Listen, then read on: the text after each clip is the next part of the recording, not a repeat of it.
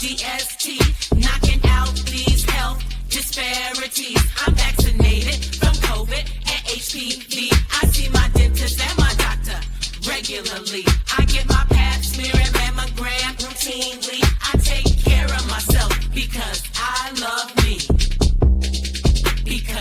For more information, call Equal Hope today, 312-942-3368, or visit equalhope.org. And welcome everyone to Equal Hope, the podcast. I'm Dana Devine, the community engagement specialist for Equal Hope and your podcast leader here today. I'm so excited that you had time because I believe someone's testimony may be the most important thing they ever share with someone. And today's guest is amazing. I'd like to introduce you to the founder of Different Shades of Pink, the nonprofit organization, and also the CEO founder of the Brave Chick movement. Her name is Erika Bracey, and she is a brave chick saving lives in breast cancer. Everybody say hello. Hey. Erika Bracey. Hi, Dana. Oh, listen, first of all, thank you for having time today to share your testimony. Like I said, it's the most important thing I feel like we can share sometimes. And we're going to get this started right away. Tell us a little bit about yourself, Erika, please. Well, I am Erika Bracey. I'm a 15-year breast cancer survivor, which I'm so excited about. We know 5 years is what everybody's trying to get to, and to have, just to pass that, I'm just elated about that. I was diagnosed in 2010. I had, what did I have? I had ER positive breast cancer, stage 1. So I found it early. My options, I had lots of options, thank goodness. And I have just, after I finished with my journey, I did radiation. I didn't have to do chemotherapy. I had a lumpectomy. I got a second opinion. I went to Mercy, love Mercy. My mother worked for Joint Commission on Accreditation of Hospitals. She was like, Eric, I want you to go to Rush. She got the whole comprehensive team, waiting for me when I got there to just talk to me about, what they thought based upon the records that I got from Mercy. I liked the team. I decided to go with them. So I did the BRCA test first, and my BRCAs came back negative. So I had, my option was I can do a double mastectomy, or I can go ahead and do a lumpectomy. And based upon the information that I was given, and I was empowered with the information, I decided to do the lumpectomy. And I just said I would just be careful with, my life choices from then on. And so I did the lumpectomy. I did 39 rounds of radiation, and I became a survivor. And I have been surviving and thriving, and using my life the test that I was given, the testimony that I was also favored to have. I use my story to empower people and to just inspire people to keep living every day. Mic drop. Erika, did you find it yourself?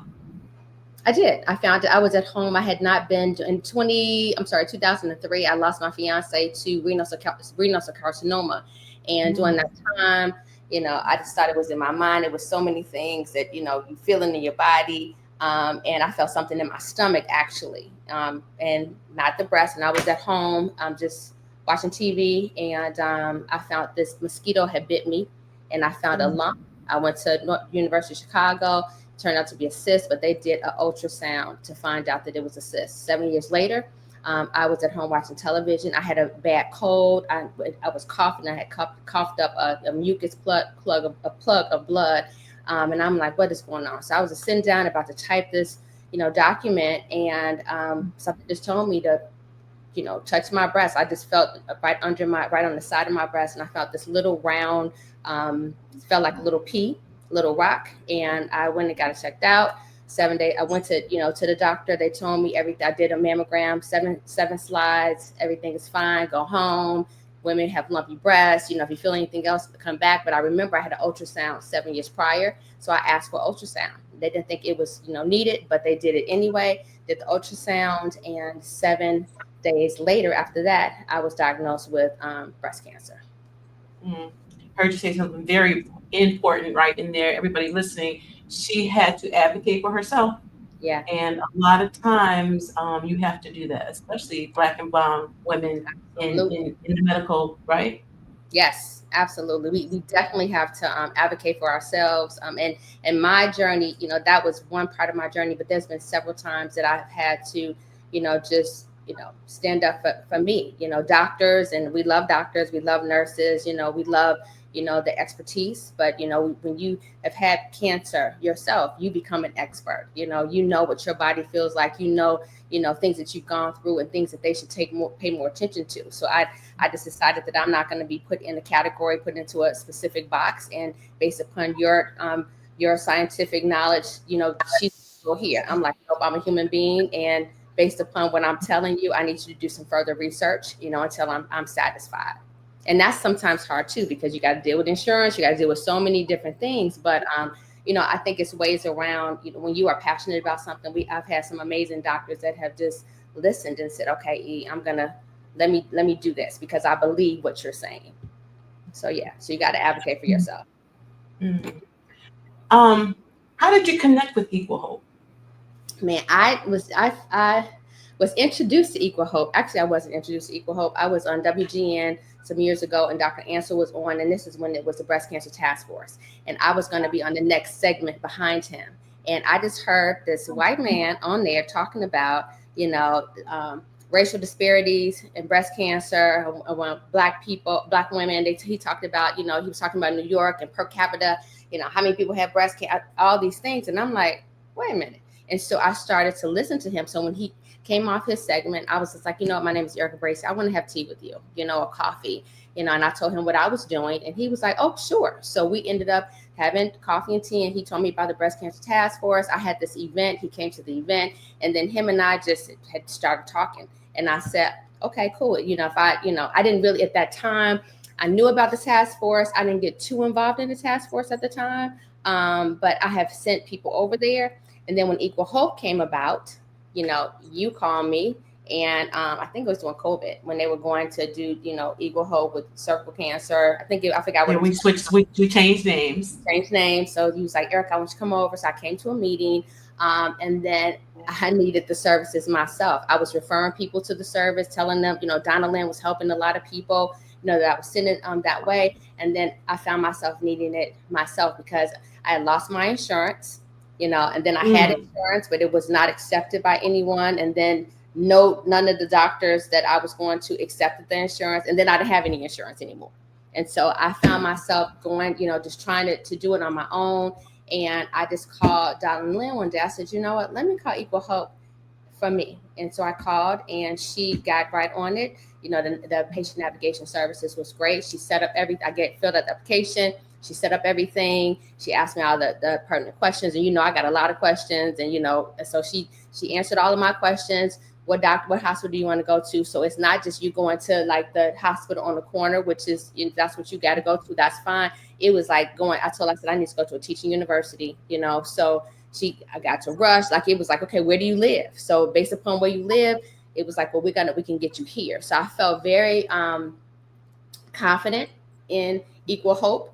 The navigation services, how they followed up, like all the things that, again, for me, it was like unfair because I know a lot of things based upon me dealing with this. But for people that did not know, she was doing all the correct things that made me say I can just sit back and relax and just, answer her questions and allow her to do her job. So I didn't have to, take off my patient hat and put on my advocate hat for myself because I felt like, she was able to handle all the things that needed to be handled to make sure that I was taken care of. I love the community health workers at Equal Hope and the patient navigators because they really, are passionate about helping patients have the best experience they can. Can you think of any one thing about Equal Hope that really stood out for you in that journey? Because you've seen a journey on two sides with great insurance. And then like you said, then when you're in need of an organization like this one, but what really stood out for you? I think, just the, first of all, I love the professionalism. That was one thing that I'm big on. I love the service. I felt like I was talking with her. I felt like I was talking to more of a sister than just a representative. That's, just saying, here, you're going to do this, you're going to do that. I was able to, literally one time I was in tears, and she was like, Erika, we got you. It's okay. You feel like you're not alone. We are going, we're going to walk with you. And it was so strange for me to be in this space and to feel the way I felt. But I said, okay, Lord, you're trying to show me another side. And so with her, and then there was another navigator that she introduced me to, I just felt like it was a partnership. It wasn't like, I'm being put into on the chain, a manufacturing plant. Here you go here, then you go there, you go here. It was like, no, we're gonna go with you. And I called, I was like, hey, when is my appointment? I didn't get a call back from the hospital because they were supposed to call. Hold on, let me do it for you. And they went on, made the phone calls, call me back with all the details, telling me the time that I'm supposed to be there, where I'm supposed to go, who I'm going to see. So those things were important for me, and I'm sure for many patients, because it does become frustrating, and it does become like, what am I going to do when you don't know what to do? It's like, what am I going to do? So to have somebody readily available and happy to help you, happy to, walk with you through this journey of just getting to the doctor to get your screenings, and then after that, if you need, more screenings, if you need more tests, they're going to call and say, hey, I'm going to take you. Did you get your pap smear? So it wasn't just the breast. It was like, you need a mammogram. Okay. Now, have you had a pap smear yet?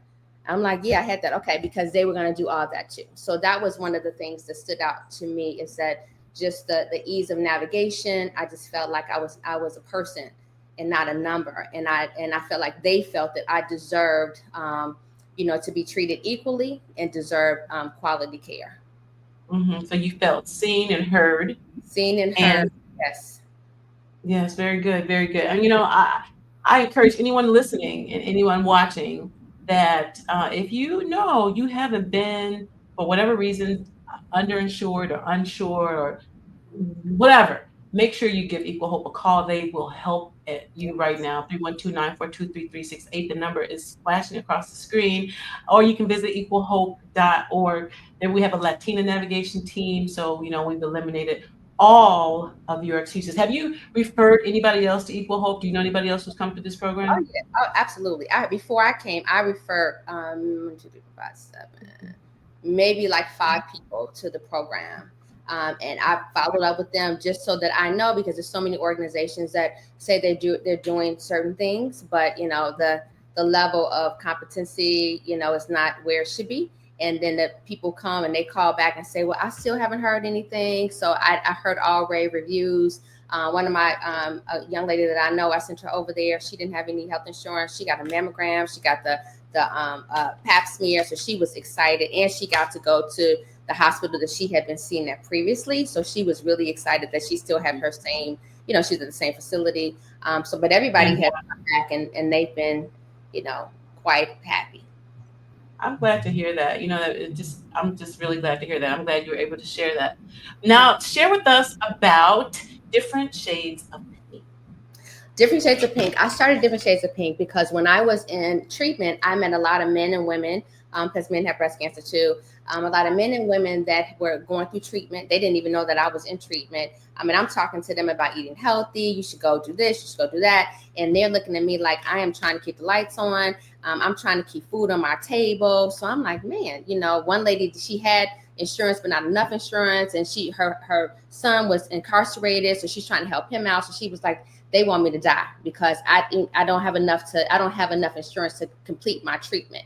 So I was thinking, who can help these people? And I finished my treatment. I got involved in a couple of organizations, and I just felt like their voices was not my voice. And so I wanted to help people with their right now needs. So I said, I'm going to start an organization. I don't know how I'm going to do it. I felt like I was an ant in the world, but in being an ant, I went out and got my hammer and my nails and my wood, and I created a platform, and I used my story as a beacon of hope for people. I was very real and honest during a time when people were not being as open as they are right now. So I wanted to hear real stories from real people. I started a movement called Brave Chick, and she was an alias that I needed, and it was an alias that I needed, and I said the world needs it too. So I gathered my girlfriends together, and we would jump in my Jeep, and we turned it into the Brave Chick Mobile, and we would ride down on people. You can be in Houston, in LA, we've been to Spain, we've been to China, we've been to at the beauty shop, we've been on the corner, wherever people are, we call, and people call in and say, hey, Brave Chick, I have a friend, a colleague, or whatever that has breast cancer. I find out all the intel about them, and they become a part of my Black Ops team. And then I call my team, and we would go, and we said, we're going to go see them today. So we'll just go and ambush them. We call it an ambush, wherever they are, create this whole like celebration. Because, people don't, we don't want people to feel like, I'm just trying to give you a handout. I want you to be empowered, and I want you to know that you're not alone. You got sisters. And in the midst of that, all the things that we heard that you needed. If you needed a cranioprosthesis, if you needed, transportation, if you needed a juicer or whatever, because you're not eating healthy, if you needed money to, help with your chemo treatments, whatever we have, we'll do it. I was doing it out of my pocket for a while, and then people would just hear about us, and we just got, angel donors would just give us money, or they would have, what do you call it? They would have events, and then they would say, hey, we want you to be the benefactor of it. And so that's how we would keep it going. So it became fun for us and fun for other people, but it also just empowered them and just let them know that they had a voice, and their voice was important. And although we go into these doctors, and again, based upon their expertise, we feel like we have to kind of do what they say do. But I'm a firm believer that doctors don't know everything, and we have to empower the doctors to learn more by telling our stories, and telling the truth. And if we don't understand them, we have to be able to, articulate. I don't know what you're talking about. I don't understand it. So they have to explain it to me until I get it. So we want to empower people, to feel like they are seen and they are heard. Personalized care is real. So we go in there like high energy, and we celebrate them, but we also empower them to be, advocates for themselves. And I was able to join on one ambush, and it was life-changing, really is, to be to empower. Just like you said, it was a beautiful, beautiful experience. Now, are you still taking clients, or how do you submit a name? Today, I mean, people can, actually you can go, people used to call all the time. Well, they used to come I was on Facebook a lot. And so social media, they would inbox me and say, hey, I have a friend or a colleague or whoever. And we would call them, and they would tell us a story. So they can email us at differentshadesofpink at gmail.com. They can go to differentshadesofpink.com, our website, and there's a area there that you can contact us on, and then we'll get back to you. So, and we're out here. I mean, I'm Erika Bracey, Erika Bracey. You can, hit me on any of the social media platforms, and, we will get to you. So, Erika, changes, 15 years, you don't look like you've been through anything, just beautiful as ever. What would you, let me ask you this. What lifestyle change? Did you make any major lifestyle change 15 years later? Yeah, I did. So when I had cancer, I became a raw vegan. I was a raw vegan for a while. It was during the time, this was like 15 years ago. So of course, quinoa and all that, people would I was like, what is that? Like now it's, it's in every store, and people are using it in restaurants. But back then it was tough.